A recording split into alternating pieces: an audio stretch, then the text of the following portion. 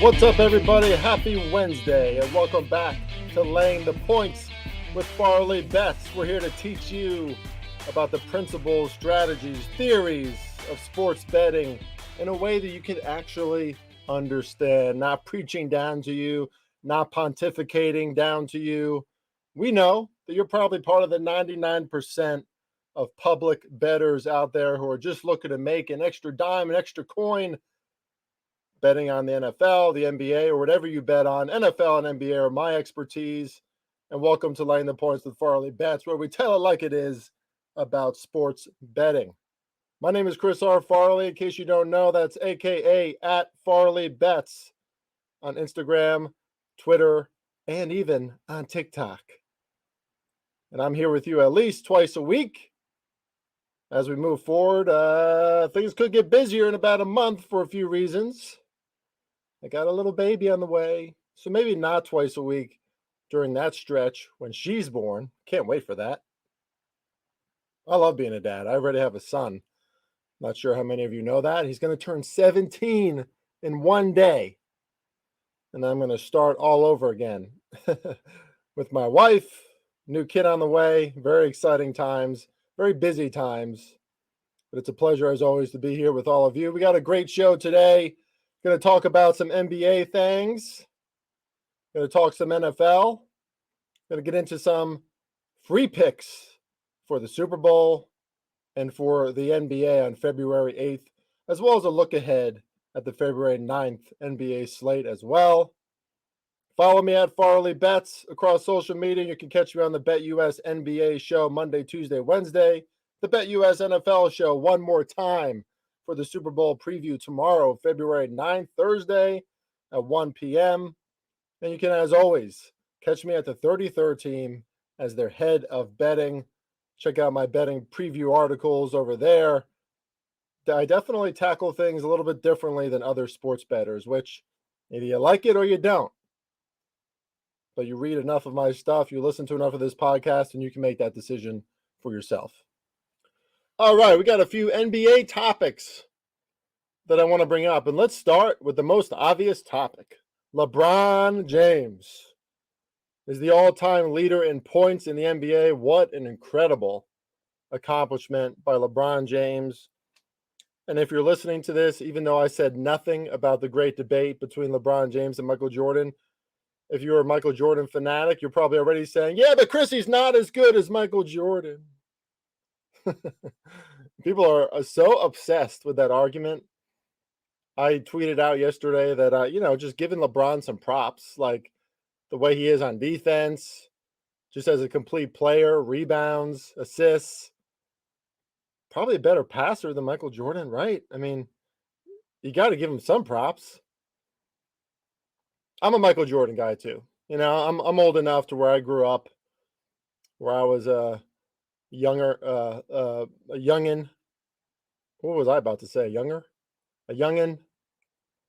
And like in the 90s, I saw Michael Jordan take on the Jazz, take on the Magic. I was a Magic fan back then, with Shaq and Penny Hardaway.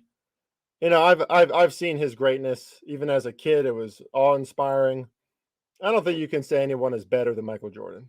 I mean, what he did in his short reign, right? I mean, if you compare it to LeBron, incredible. There's only one GOAT in my mind, and that is Michael Jordan, because if I was picking a team or if I had a number one draft pick, it would be Michael Jordan, right? Like, that's kind of how you know who you think is the GOAT. And there's a lot of reasons to think MJ is the GOAT. I mean, 6 world titles, so many MVP, scoring titles, you name it. Just dominant for a decade plus. And that's the thing about LeBron, right? Like, people don't like LeBron, I think, because he's moved around so much. Obviously, the longevity of his career has added and padded these stats. And he hasn't been as consistently dominant. My buddy Alex Christensen on the BetUS NBA show was talking about that on Twitter, how he never really had sustained dominance. And he's right. He hasn't, right? Like when he was on the Heat, that was probably the most badass version of LeBron James. Him and Wade and Bosh. And he was pretty dominant then, but of course he was also on a dominant team. And was he dominant when you faced him in the playoffs? I mean, absolutely. Look at his playoff rankings and points and blocks, assists, all this shit. He's like top 5 in like 10 different categories. So no one's taken away the greatness of LeBron, and we should be able to celebrate LeBron even if you think MJ is the GOAT. Because the thing that's really impressive about LeBron for me is he had so much pressure when he entered this league, fresh out of high school.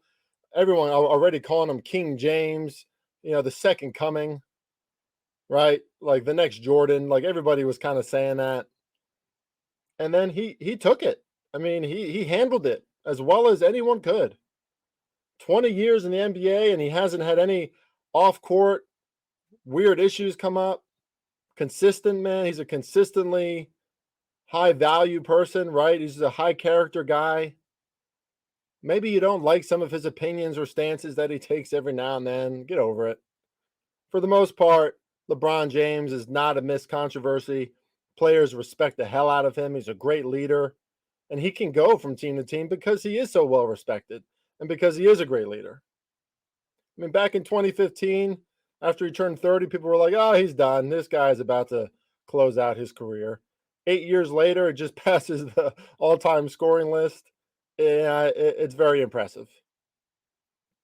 And LeBron said in that one video that probably many of you have seen where he's talking to a fan, the fan is asking him, are you going to cry when you get when you break the record, are you going to cry? And LeBron's like, nah, I'll cry if I win another title. But LeBron cried, and he should. I mean, of course he did. His family's there. Kareem is there.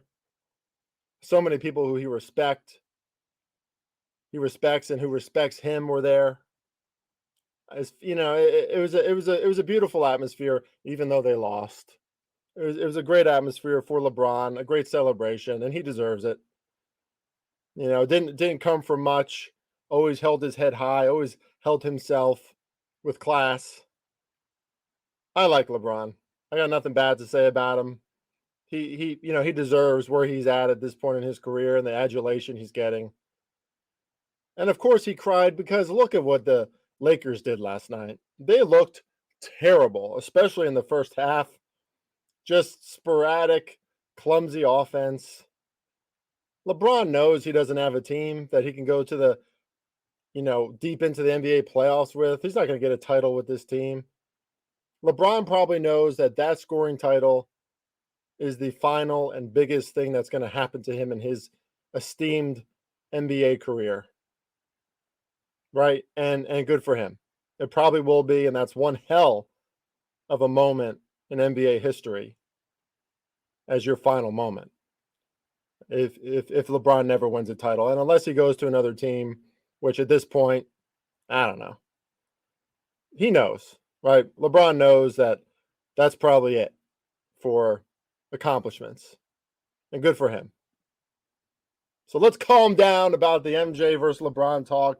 First of all, it's completely subjective. You can pile up stats on both sides, arguments on both sides. I'm an MJ guy, but you have to give LeBron credit. Congratulations to LeBron James. And when he turns it on for the Lakers, they're still a good team to bet on. In moments last night where their line was inflated, they're a good team to bet against. And we bet against them. We had OKC in the first quarter. I know Josh C. on the BetUS NBA show had them full game. Thunder won straight up, back to back. Yikes. Get it together there, LA. Another NBA topic. So, man, Rudy Gobert is just not good for the Timberwolves. He was out for a little while, like at least a few weeks, right?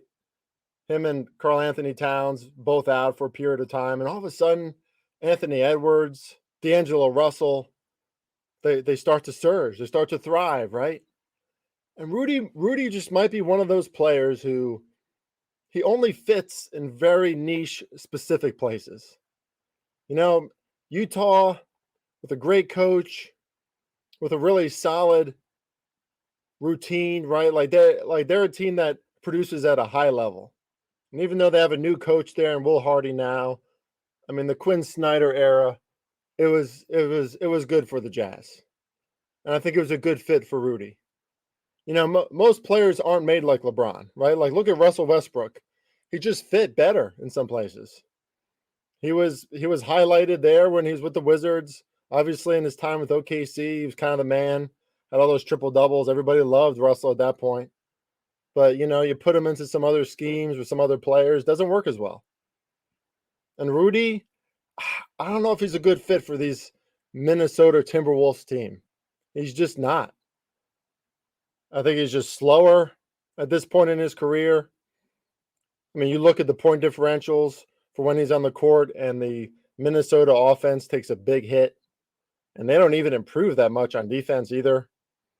He's just like a big body who ain't doing much and is causing some real chemistry issues.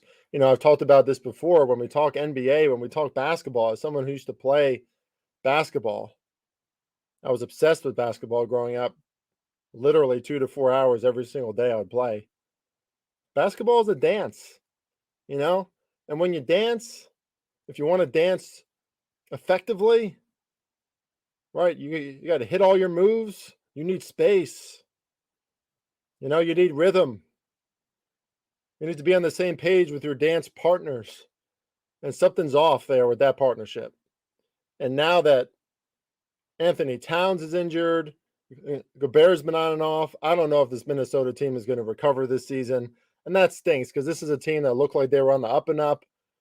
Looked pretty dangerous in the playoffs last year. Obviously didn't go that far, but you could see this team, hey, growing team, good young coach. Anthony Edwards, great kid. Kind of crumbling down this season. That wasn't the right move for them. The Twin Towers doesn't work there in Minnesota. So something to watch out for. I mean, now that being said, Minnesota's about to face Utah, right? That's a big spot for Rudy. So if Rudy Gobert plays his former team and he looks really good, I wouldn't take that too seriously, right? Take it with a grain of salt. Because for the most part, right now, these Timberwolves are showing you they're a team to bet against. Speaking of teams and players that aren't great fits for teams, how about Kyrie Irving moving on to Dallas? Whee! Now, first of all, I don't think Kyrie at this point is a great fit anywhere. I'll just say that. I don't like Kyrie Irving as a basketball player. He's selfish, right? He carries baggage with him wherever he goes because he's always got something to say, right? He's always kind of off in his own little world. And I think it speaks volumes that the mayor of New York City, the owner of the Brooklyn Nets, they're all like, bye, Kyrie, right? And sources have confirmed that the Nets owner on purpose didn't give Kyrie what he wants. Like, he's not going to LA. Sorry. That speaks volumes when leadership who have extended themselves for a player are that pissed off about the player at the end of the marriage. And now we're just assuming that he's going to go to Dallas, which is a pretty conservative city, by the way. It ain't Houston. It ain't Austin. Right? It's not like adjusting as well to 2023 norms, cultural norms. Like there's a lot of old money in Dallas. There's a lot of white people and a lot of blonde babes in Dallas. It just is. If you've been to Dallas, that's what it is. Kyrie going to Dallas, loving that fan base, loving that city. I don't know. Not a great fit. Like Portland would be a good fit for Kyrie, right? In the way that he thinks and his views. And listen, he's got some views. He said some things that I don't disagree with, right? Like as a human, maybe Kyrie's what he stands for. It's not all that bad, right? It's been, sports sports aren't the end all be all, folks, right? Like basketball is not the most important thing in the world. So I'm not attacking Kyrie's humanhood, manhood. But as a basketball player, I think the dude's a virus. And if you ever played sports, right, which is a big if. I mean, a lot of these, I could go on a big rant when I say this, I'm not going to. But a lot of these sports betting dorks that you listen to or that you read on Twitter or all these sports betting websites, Guys, not that there's anything wrong with this because, dorks rule the world. Like, I'm a dork too, but I also played sports. Like, I understand how the dynamics of team and sports works. A lot of these sports bettors don't have a fucking clue. Ask your favorite sports bettor if he can throw a football 20 yards or if he can make a free throw. You might be surprised at what you see, right? But if you've ever played basketball, you know that when you have that guy or that gal who's on your team, and even if they're hyper talented, if they don't fit in with the team, if they corrupt the chemistry, if they're kind of off on their own, thinking and doing their own weird shit, it ain't good for team chemistry. And Kevin Durant might be Kyrie's only friend in the NBA at this point. Seems like Kyrie annoys most people. He had some good relationships in Boston, I hear. And certainly LeBron James partnered with him well because that's LeBron James. Give credit to LeBron and the kind of teammate he is and what he can bring out of his teammates. But we're just assuming that Luka and Kyrie are going to get along. Luka, who had issues with Porzingis, who's another, edgy personality, right? Like Porzingis just kind of whining, kind of soft. Luka couldn't stand that shit. That's why they sent Porzingis away. Not to mention his lack of defense, but Kyrie's kind of the same guy. I mean, he's not the same as Porzingis talent-wise. Obviously, Kyrie is the most talented player Luka ever had, and we're going to see that, right? Like we're going to see that in some games for Dallas when Luka and Kyrie are in the game. They might blow a lot of teams out. They might show crazy good offense a few times. Like whoa, right? Maybe they can knock a team out of the playoffs in the Western Conference. But we're just assuming that Kyrie is going to take on that number 2 role, and he's going to love it. He's going to fit in with Luka. I don't know, man. And I don't think the defenses are as good out west as they are out east. Like in the East, you got Miami, Philly, Boston, Milwaukee. I mean, New York. The Knicks have been a top 10 defense this year statistically. But in the West, you still got some teams. Like Golden State is going to play championship defense at some point. They always do. The Suns are a great defense still. Memphis has been the best defense in the NBA for stretches this season. And the Clippers, oh, by the way, are still there and they're healthy. And that might be the best defense in the West by the end of the season. Dallas lost some things on defense. And I don't know if they're going to be able to score, 120 plus points against Clippers, Memphis, Golden State, if that's their recipe to win. Because Luka's kind of a liability on the defensive end too. Don't know. Don't like it. Don't like it. I don't really like anything or anywhere for Kyrie, but I don't like it for Dallas. Lastly, on the NBA, watch out for the Bucks. I've talked since the beginning of the season. The Bucks are my favorite to win the title this year. They've certainly had some challenging stretches, some injuries as always. But now we're seeing a healthy Bucks team and a very focused Giannis put things together, man. Like the Bucks kind of remind me of the Ray Lewis Ravens back in the day, right? They're grown ass men. They're adults. Giannis, 28 years old, been through a lot of things in his life, in his absolute prime. And then you look at a team like Boston, there's something still kind of kid-like for me about Boston. And maybe that's because Tatum, who's supposed to be their leader, he's still only 24 years old. He's about to turn 25. But we know the brain doesn't fully mature until 26. And Tatum still gets that deer in headlights look. Right? And then Miami, I'm not sure if they have enough talent. Now, Philly could be a very formidable opponent for the Bucks down the road. Philly has not really shown us or done anything wrong this season. They're playing really great basketball, great on both ends of the court. This is the best version we've seen of Philly in a long time. So right now, I think the Bucks' primary opponent, Boston and Philly, but I would put Philly above Boston right now. Those are surely my top 3. But the Bucks are grown-ass men. They're adults. Brook Lopez, Chris Middleton, Drew Holiday, even Bobby Portis, obviously Giannis. They're grown-ass men. Watch out for the Bucks as they continue to surge. Going to be hard for me to not bet on the Bucks moving forward, especially if they're in a good spot. A lot of numbers won't equate to how good this team is, and you can find value. All right, let's talk some NFL.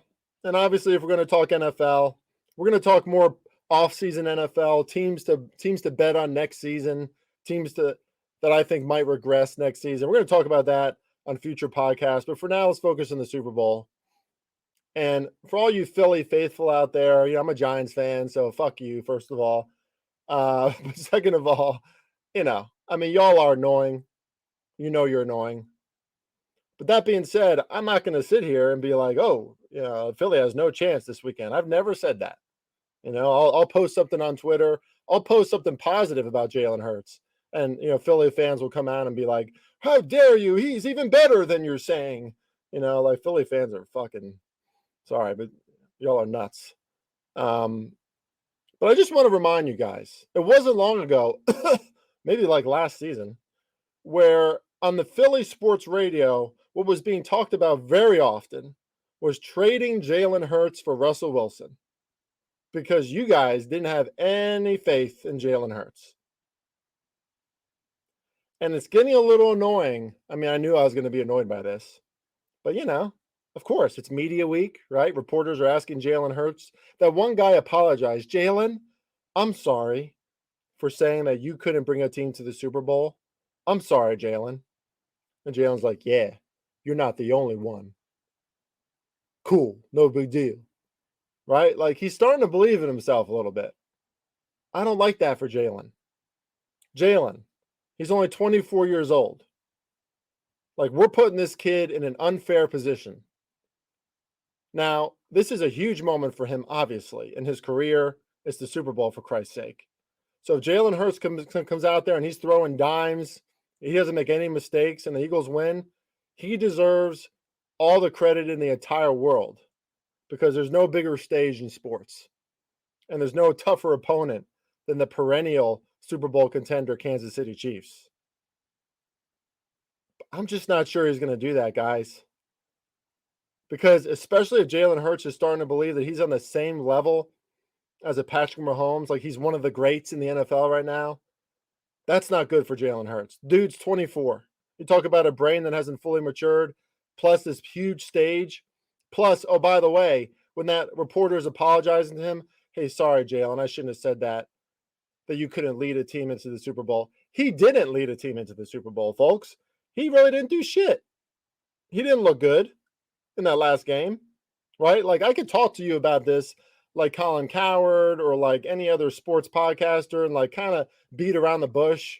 The reality is this: he wasn't that good.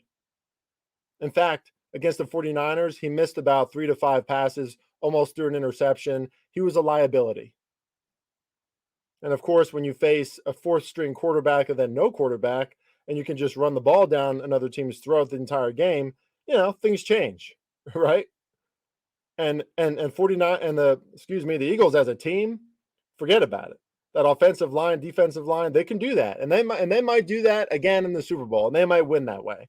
Jalen Hurts might not have to do anything, but I've said it constantly this year, and I'm not going to come off my, I'm not going to leave the pulpit now, right? Or come down from my podium about this now. Jalen Hurts hasn't done much to get the Eagles to this point. I mean, I guess that's not fair to say. During the regular season, he had some great moments, for sure, against very inferior opponents, but great moments. But if he's starting to believe in himself, that he's one of the great quarterbacks in the league, I don't like that for Jalen. I think he's gonna be up for a jarring experience here in the Super Bowl because there's nothing like it. And I'm just reminding you, Philadelphia, not long ago, like really, really recently, y'all were talking about trading him for Russell Wilson. Okay? So it ain't like this is, it ain't like I'm the only one who's like, is Jalen Hurts that good? He is good. But is he Super Bowl caliber every single year, elite top 10? And he might have to be if Philly's going to win. My favorite bet for the Super Bowl isn't even about the side. Isaiah Pacheco, over 16 and a half reception yards. The line is going up and down. I think it was a 14 and a half, 17 and a half. Now it's settled in at 16 and a half. I like that a lot. He had his highest target rate, snap rate, carries, yards, like everything in that last game against the Bengals, and I think that's going to continue. Jerick McKinnon only averaging 2.5 yards per carry or attempt or whenever he gets the ball, right? He's not doing that much. A little banged up. Isaiah Pacheco is healthy. He's got burst. He has that Ahmad Bradshaw quality to him. I think they're going to feature him a lot. Over 16 and a half reception yards. Yes, please. Because just like Kansas City did to Cincinnati, they're going to take advantage of those overly aggressive Eagles defensive players, some screen passes, some misdirection, and Isaiah Pacheco is going to be featured. Plus, let's not forget, right? Between Juju, McCole Hardman, Kadarius Toney, Kansas City's a little banged up right now on offense. Isaiah Pacheco is going to be needed a lot. I do like the Chiefs. I am going to pick the Chiefs in the Super Bowl. I am going to bet on them. But if you bet on the Chiefs, which I'm going to bet both of these separately, but if you like the Chiefs and you think they're going to win, you might as well just bet on Patrick Mahomes to win MVP. Because Patrick Mahomes winning MVP, let me bring this up and make sure it's still accurate. But Patrick Mahomes as MVP is plus 135 on MGM. So that's the best sports book right now that you're going to get odds-wise on Patrick Mahomes being MVP. And if the Chiefs win, it's very, very, very likely that he's going to be the MVP. So right now you can either get the Chiefs as even or plus 105, or just take Mahomes at plus 135 at MGM. That's a better bet if you ask me. Officially, I'm staying away from the total. At least I'm telling you I'm staying away from the total. I might have a lean, actually. I might even have a bet on it. I can't give away every premium pick on here. But I think those are the best bets for the Super Bowl. Eagles are a very, very, very good team. But my modality in sports betting, and especially in big games, high-pressure games like this, it's all about the quarterback. It's all about the coach. And there's an incomparable matchup in that regard in the Super Bowl. Heavily favoring Andy Reid and Patrick Mahomes. All right, so some bets to think about. I like the Clippers tonight. Don't like them as much at -8. That's a big old line on the Clippers against the Mavericks, but they are at home. Kyrie's supposed to play tonight, so let's start fading the Mavericks when he plays right now. Christian Wood should also be in tonight for the Mavericks. That means that Dallas is going to be better on offense. I mean, you're talking potentially 40 to 60 points from Christian Wood and Kyrie, and probably not a lot of defense. I like the Clippers to go over their team total of 114.5. That's my best bet on that game. There's also another free pickup at farleybets.com. You can check that out. And tomorrow, I would take a look at the Hawks, who are at home against the Suns. Suns still looking kind of clunky. They were lucky to win that game against the Nets the other night. Hawks at home are a much better team. They're healthy. I expect them to come out looking really good in that game against the Suns. Tough road trip for the Suns. And I'm also looking at the Nets. Right now, I mean, first of all, Cam Thomas is going off. You might want to keep on betting on his props. But I think the new additions for Brooklyn are going to work well. I like Spencer Dinwiddie. He's a humble guy. He can score at will. Finney Smith is a good defensive player, good, humble, rotational player. He'll do what you ask of him. Like, I like the Nets better now. It's all about Durant. They got a good supporting cast. Cam Thomas is going off. They're getting healthier. And they're taking on a Bulls team where obviously there's trade talks going on now about DeRozan, etc. I think the Bulls are probably a team to fade right now as they think about a lot with their future. Whereas the Nets, things are coming together for them a little bit. So I would take the Nets if they're favored at all in that game. They might not be against the Bulls, but I would take them up to -2, -2.5 at most. And I would take the Hawks up to -4 tomorrow night. But that's probably going to be pretty tight. It's probably going to be right around there. Some bets to look for tomorrow. Ladies and gentlemen, thank you as always for listening to Laying the Points with Farley Bets. We talk all things sports betting and sports. We love to give you angles and free picks on this show. Show your support by giving us a 5-star rating, subscribing to the podcast, and checking out FarleyBets.com. We're going to have some very good guests, some great guests, some exceptional guests on this show very soon. Looking forward to that. Until next week, enjoy the Super Bowl, everybody. Catch me at the 33rd team and Bet US this week. Love y'all. Talk to you soon. Let's win some damn money. Huh?